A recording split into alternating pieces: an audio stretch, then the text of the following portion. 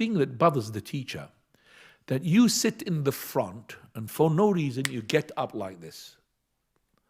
You sit in the front. So if you want to leave, sit at the back and make it. But you sit in the front and then you stand up. It's like you are not really satisfied with the teacher. And even other people who doesn't know you, they think, oh, this guy maybe he doesn't want the class or hates the teacher. You don't want to give things which is not correct about yourself. So it would be a good gesture, but the thing is, you might as well at the same time interrupt the class. So you are the one to judge. No problem. I remember Abid, I used to come here, but I don't know what's happened to him. Every time he wants to go, he tells me like this, yeah, no problem, inshallah. But as I said, the people of Ahlul Bidah, I know from my experience, whenever there is a talk for Ahlul Sunnah, and I give a talk, for example, they deliberately plant 4 or 5 people in the front.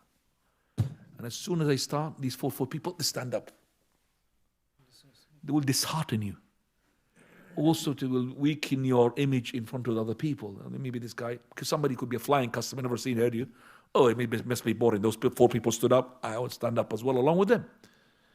So you have to be careful. You just stand here, and then you leave. Subhanallah. So why don't you leave after the prayer? Why you wait for the class to start and you leave? Or the shaitan comes to you, then Jazakallah khair for that question. Subhanakallah wa bihamdika ashhadu an la ilaha illa anta astaghfiruka wa atubu ilayk.